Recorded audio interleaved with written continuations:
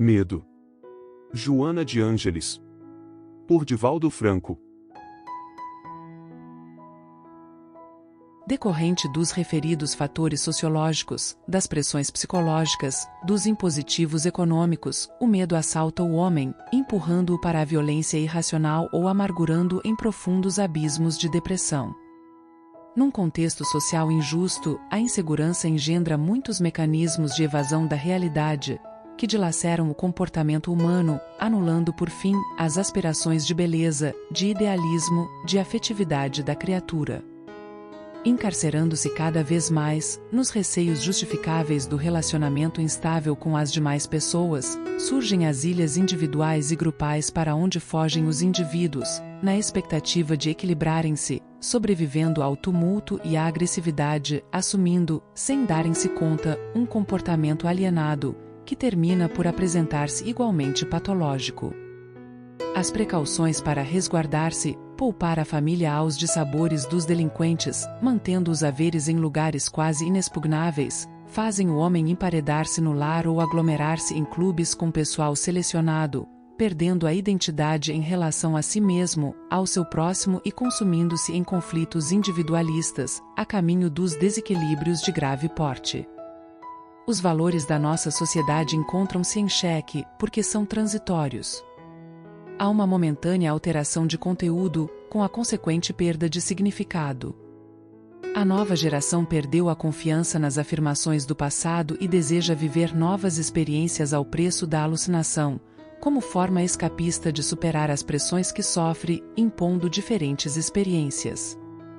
No âmago das suas violações e protestos, do vilipêndio aos conceitos anteriores vige o medo que atormenta e submete às suas sombras espessas. A quantidade expressiva de atemorizados trabalha a qualidade do receio de cada um, que cresce assustadoramente, comprimindo a personalidade, até que esta se libere em desregramento agressivo, como forma de escapar à constrição. Quem, porém, não consiga seguir a correnteza da nova ordem, fica afogado no rio volumoso, perde o respeito por si mesmo, aliena-se e sucumbe. Na luta furiosa, as festas ruidosas, as extravagâncias de conduta, os desperdícios de moedas e o exibicionismo com que algumas pessoas pensam vencer os medos íntimos, apenas se transformam em lâminas baças de vidro pelas quais observam a vida sempre distorcida, face à ótica incorreta que se permitem. São atitudes patológicas decorrentes da fragilidade emocional para enfrentar os desafios externos e internos. A consumação da sociedade moderna é a história da desídia do homem em si mesmo, enlanguecido pelos excessos ou esfogueado pelos desejos absurdos. Adaptando-se às sombras dominadoras da insensatez, negligencia o sentido ético gerador da paz. A anarquia então impera, numa volúpia destrutiva, tentando apagar as memórias do ontem, enquanto implanta a tirania do desconcerto. Os seus vultos expressivos são imaturos e alucinados, em cuja rebelião pairam o oportunismo e a avidez. Procedentes dos guetos morais, querem reverter a ordem que os apavora, revolucionando com atrevimento, face ao insólito, o comportamento vigente. Os antigos ídolos, que condenaram a década de 20 e 30 como a da geração perdida, produziram a atual a era da insegurança, na qual malograram as profecias exageradamente otimistas dos apaniguados do prazer em exaustão, fabricando os super-homens da mídia que, em análise última, são mais frágeis do que os seus adoradores, pois que não passam de heróis da frustração. Guindados às posições de liderança, descambaram, esses novos condutores, em lamentáveis desditas, consumidos pelas drogas, vencidos pelas enfermidades ainda não controladas, pelos suicídios discretos ou espetaculares. A alucinação generalizada certamente aumenta o medo nos temperamentos frágeis, nas constituições emocionais de pouca resistência, de começo no indivíduo, depois, na sociedade. Esta é uma sociedade amedrontada. As gerações anteriores também cultivaram os seus medos de origem atávica e de receios ocasionais. O excesso de tecnicismo com a correspondente ausência de solidariedade humana produziram a avalanche dos receios. A superpopulação tomando os espaços e a tecnologia reduzindo as distâncias arrebataram a fictícia segurança individual, que os grupos passaram a controlar, e as consequências da insânia que cresce são imprevistas.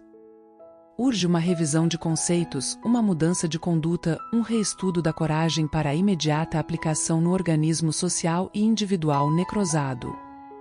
Todavia, é no cerne do ser, o espírito, que se encontram as causas matrizes desse inimigo rude da vida, que é o medo.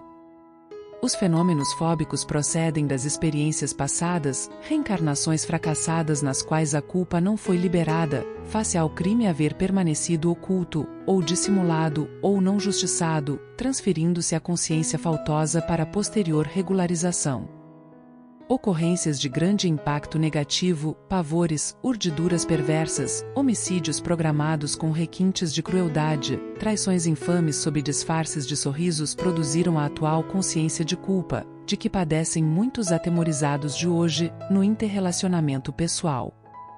Outros sim, cataléticos sepultados vivos, que despertaram na tumba e vieram a falecer depois, por falta de oxigênio, reencarnam-se vitimados pelas profundas claustrofobias, vivendo em precárias condições de sanidade mental. O medo é fator dissolvente na organização psíquica do homem, predispondo-o por somatização a enfermidades diversas que aguardam correta diagnose e específica terapêutica. À medida que a consciência se expande e o indivíduo se abriga na fé religiosa racional, na certeza da sua imortalidade, ele se liberta, se agiganta, recupera a identidade e humaniza-se definitivamente, vencendo o medo e os seus sequazes, sejam de ontem ou de agora. Se você ainda não é inscrito, inscreva-se e ajude no crescimento do nosso canal. Ative o sininho das notificações para não perder nenhum vídeo. Deixe o seu like, comente, deixe as suas opiniões e sugestões e compartilhe os vídeos com seus amigos. Você também pode, se quiser, contribuir com o nosso canal deixando um valeu demais. Que Deus e a espiritualidade abençoe a todos nós. Muito obrigado e até o próximo vídeo.